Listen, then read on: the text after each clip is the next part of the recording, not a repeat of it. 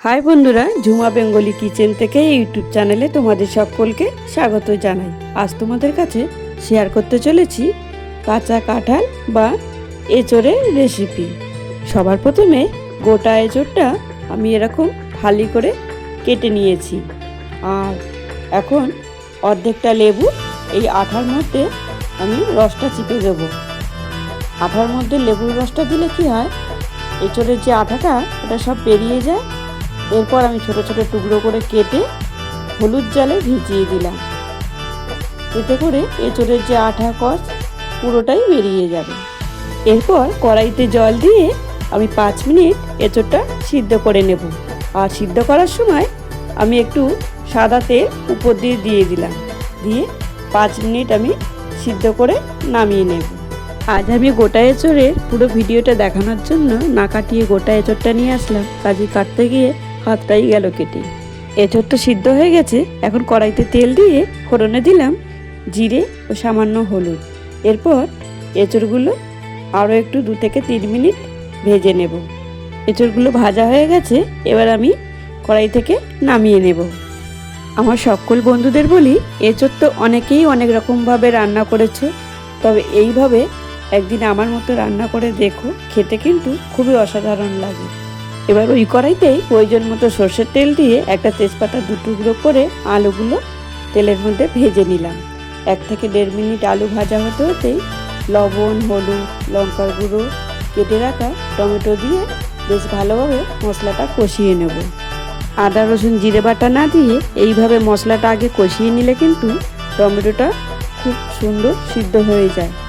দেখো টমেটো সিদ্ধ হয়ে গেছে। এই সময় আমি আদা রসুন জিরে বাটাটাও দিয়ে দিলাম। দিয়ে এরপর আরও ভালো করে মশলাটা কষিয়ে নেব। মশলা থেকে যতক্ষণ না তেল রিলিজ হচ্ছে ততক্ষণ আমি মশলাটা বেশ ভালোভাবে কষিয়ে নেব। রেসিপি ভালো লাগলে আমার সকল বন্ধুদের বলি, একটি লাইক দিয়ে পুরো ভিডিওটি দেখার অনুরোধ রইল। আর যদি কোনো নতুন বন্ধু হয়ে থেকো তাহলে বলবো আমার এই ছোট্ট চ্যানেলটিকে একটি সাবস্ক্রাইব করে পাশে থাকার অনুরোধ রইল। তোমাদের সঙ্গে কথা বলতে বলতে মশলা আমার কষানো হয়ে গেছে।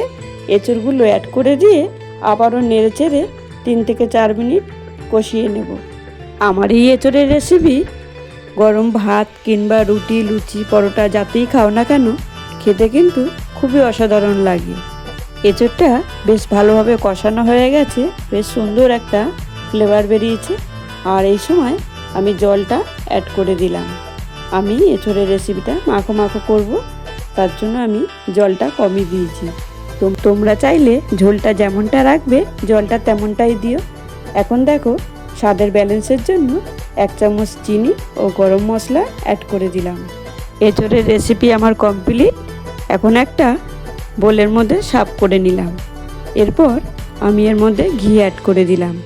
ঘিটা দিলে আরও স্বাদের ব্যালেন্সটা দুর্দান্ত হয়ে যায়, একেবারে অনুষ্ঠান বাড়ির মতোই খেতে লাগে।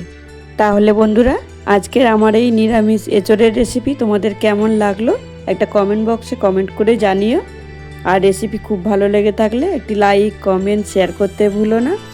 আর যদি নতুন বন্ধু হয়ে থেকো তাহলে বলবো আমার এই ছোট্ট চ্যানেলটিকে একটি সাবস্ক্রাইব করে আগিয়ে নিয়ে যাওয়ার অনুরোধ রইল। ভিডিওটা এখানেই শেষ করলাম। ফিরে আসছি নতুন কোনো রেসিপি নিয়ে।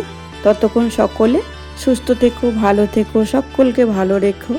আর এতক্ষণ সময় তোমরা আমার পাশে থেকে পুরো ভিডিওটা দেখার জন্য, পাশে থাকার জন্য অসংখ্য ধন্যবাদ। বাই।